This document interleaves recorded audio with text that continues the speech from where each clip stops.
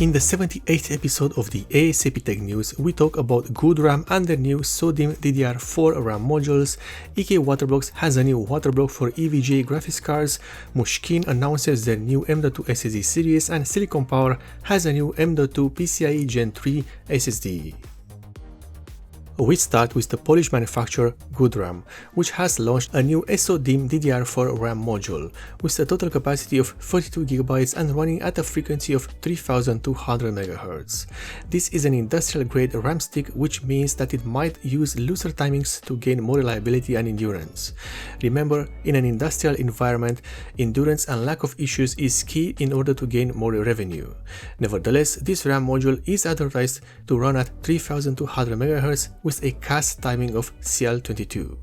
We can't be sure if this RAM module will be available on the consumer market, as often industrial-grade RAM kits and RAM modules are not designed for usage on consumer-grade components and products, such as regular motherboards or notebooks. Only time will tell if this RAM module is as good as the specifications make it out to be, and if it will be available for us, the consumers.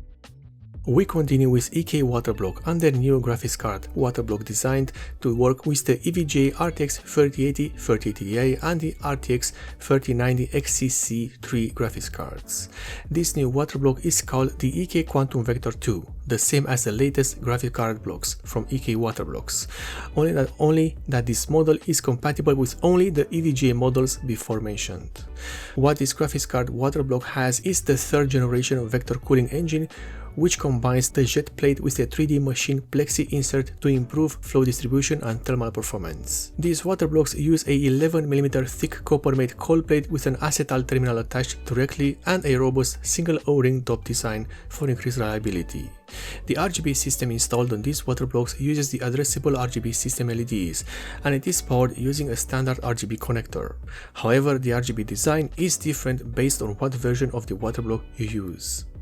In terms of the pricing, the EVGA EK Vector 2 waterblocks are available for purchase with a starting price of 180 euros and will go as high as 370 euros.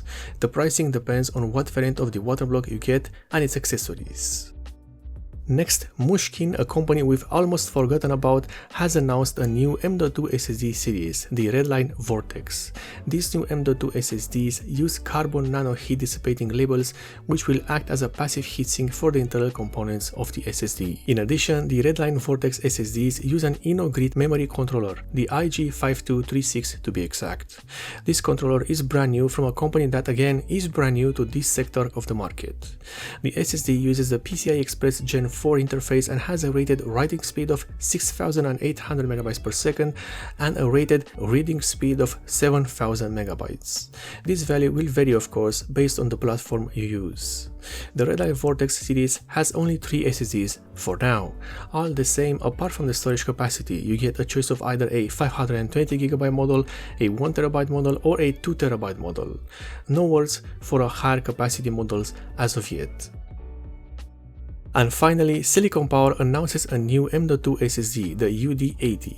This new model uses the not-so-new PCIe Gen 3x4 interface, and it is available with up to 2TB of storage. This SSD has a rated writing speed of 3000 MB and a reading speed of 3400 MB. Other than that, this SSD is a basic unit with no fancy heatsink included and no large cache. In fact, the UD80 uses an SLC cache with an unknown capacity at this point. However, this SSD can be a good choice for a gaming system if the pricing is done right and it's low. Otherwise, this will be a flop like many other overpriced SSDs. And this is the end of the episode number 78 of the A.S.A.P Tech News, one of the few tech news series which aims to deliver you the news as fast as possible for your convenience.